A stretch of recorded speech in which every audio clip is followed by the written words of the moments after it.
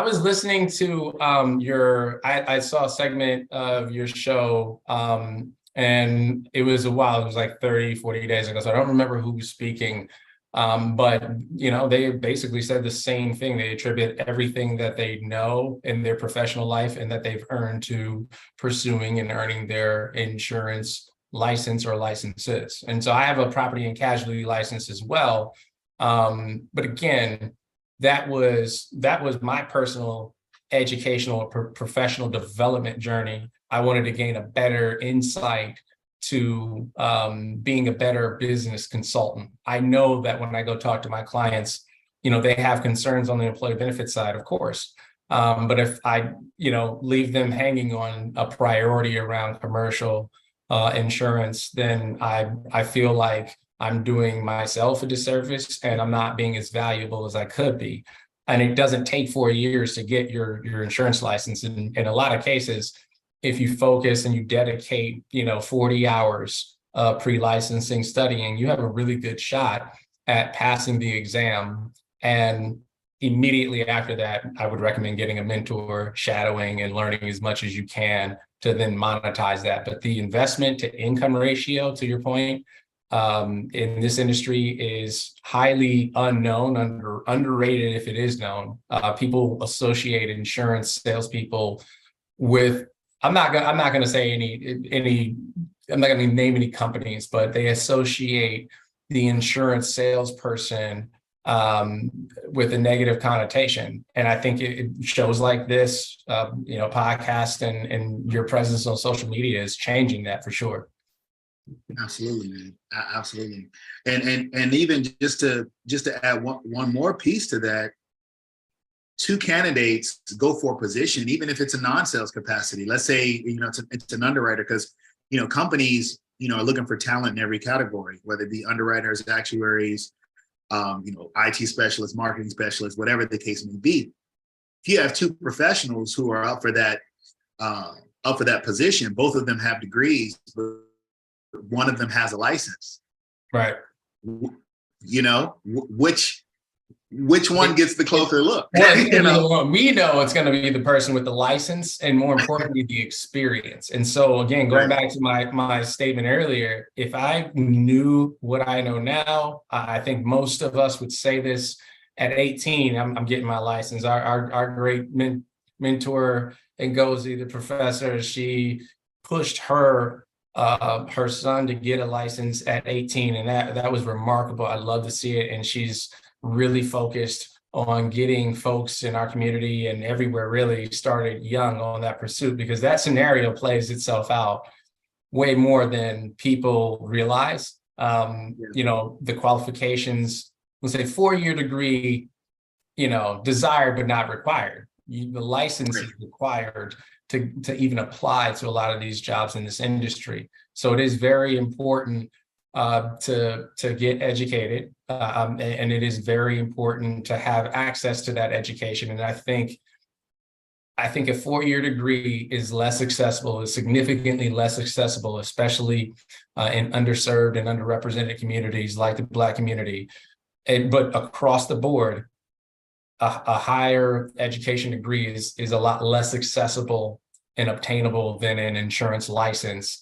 But an insurance license for the everyday person is exceptionally more important than your individual degree, because you inject yourself as a community resource to mitigate risk for people that they didn't even know was a risk for themselves. With that knowledge base, that's exactly, if you take action to earning your license, that's exactly who you become in your neighborhood, community, and in this country. If you want to have an awesome show like Get It, you should get a license.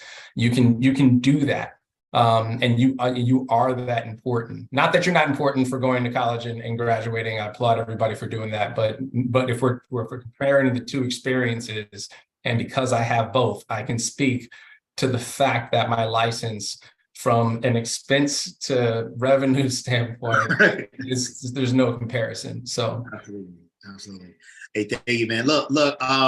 I want to go back. You had mentioned 18, but I want to go a little bit further back. So if I'm talking to, a young 9-10-year-old Adam Woodford, What are you dreaming of growing up to being at that point?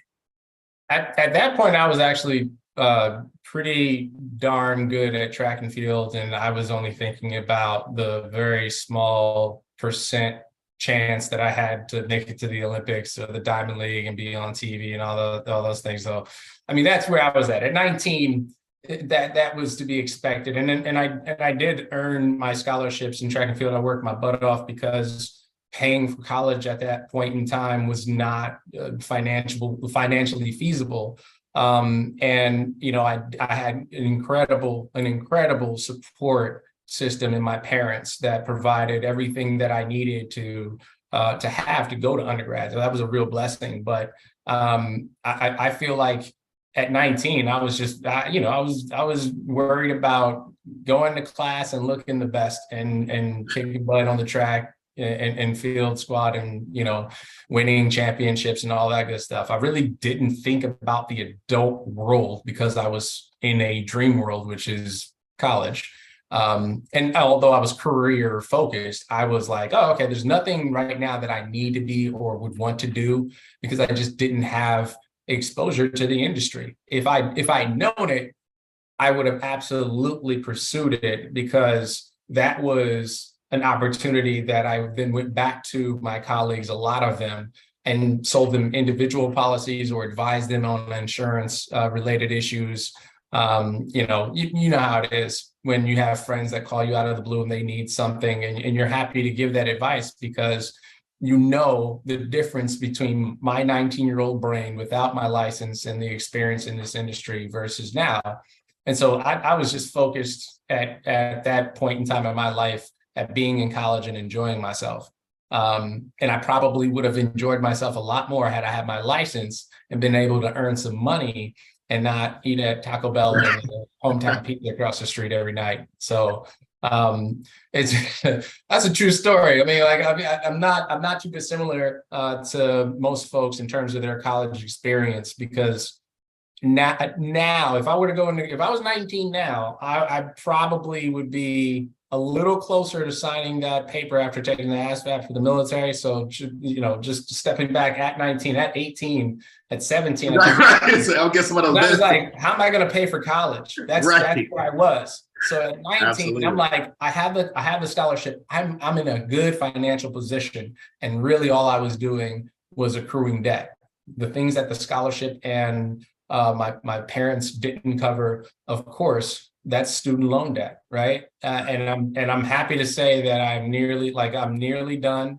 I'm also happy to say that you know, it is imminent. I think that people are going to start to transition instead of aspiring to go to the 4-year college right out of high school.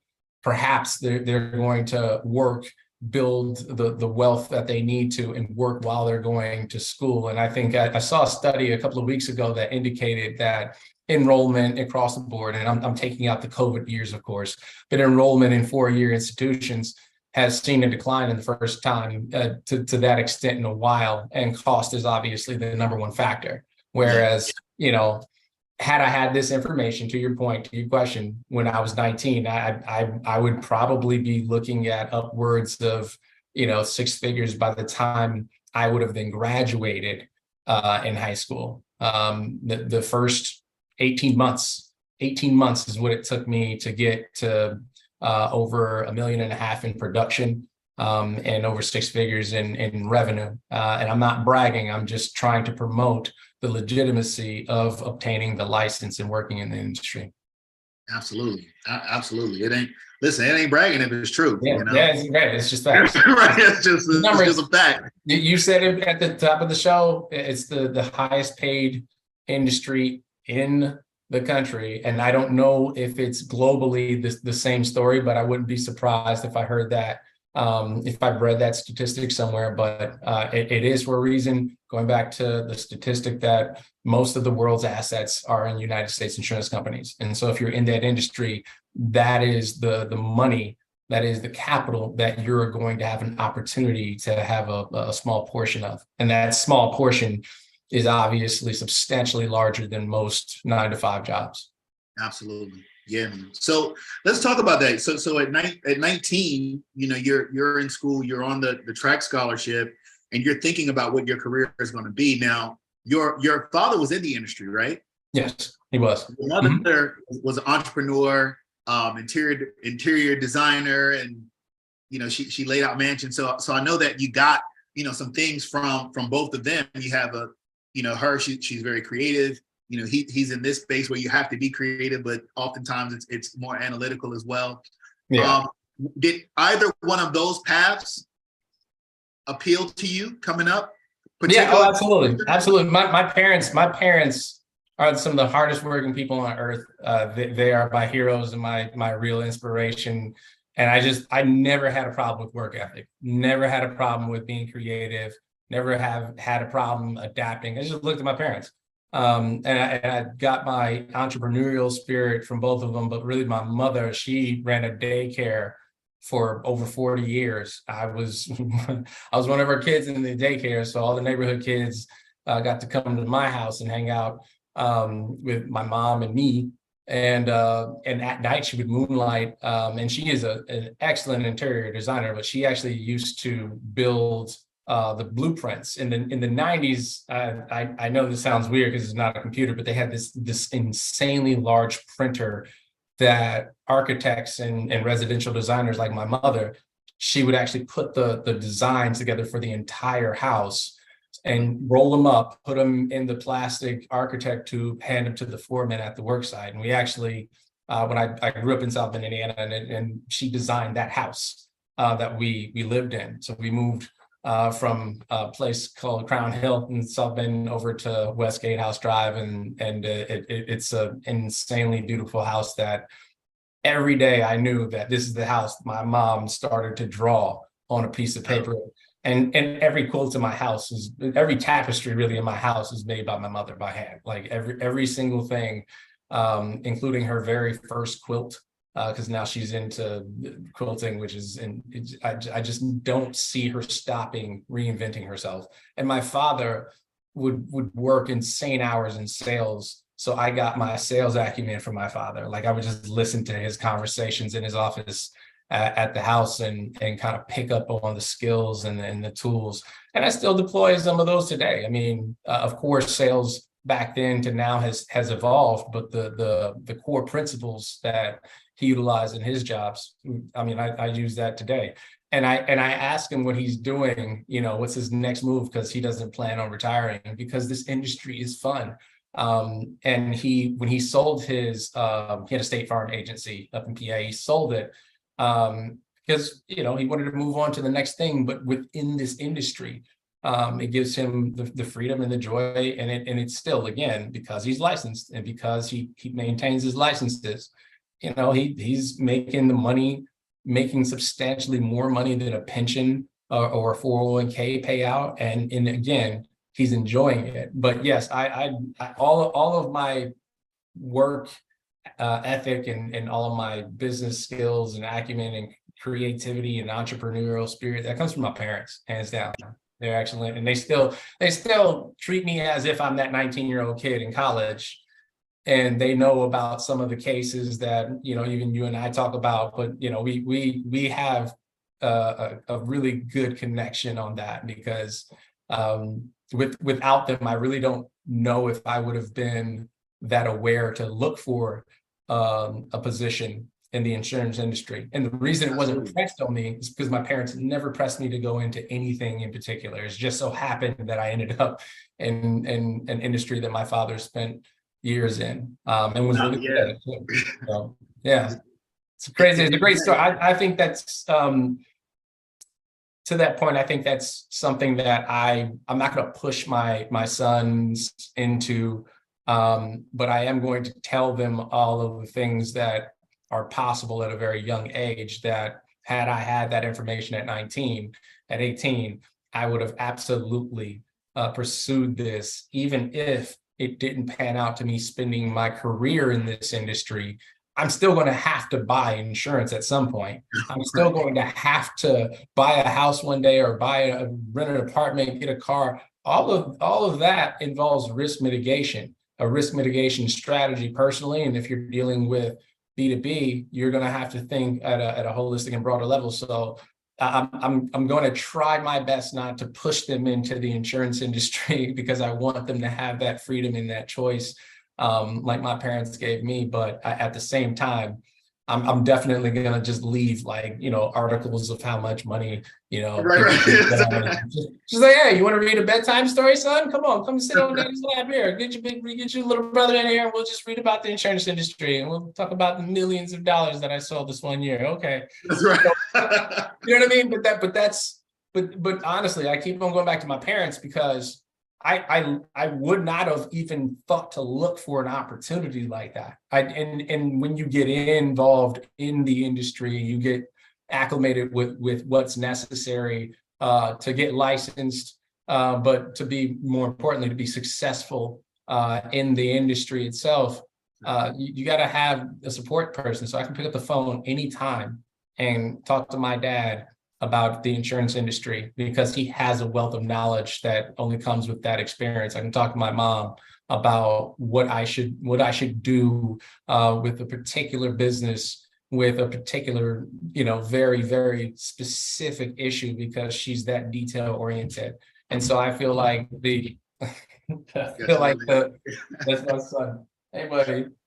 That's I feel like that is one of the things that I will never take for granted is having that experience and understanding that without my parents as that motivational foundation, I would never be where I'm at today. So absolutely. He's trying to get to daddy. Hey, man. Say hi to Mr. Rod. How are you? We're recording. Can you go see your mama real quick? I'll be down, okay? All right, I love you. Awesome, man. You're talking about insurance. You're going to be a great agent one day. See, it's already starting. It's already nice. Well, timing was perfect. So, he's going to grow. He's going to be like, I remember that time you were doing the interview. Yeah, I was talking about insurance. Come on, let's get into it.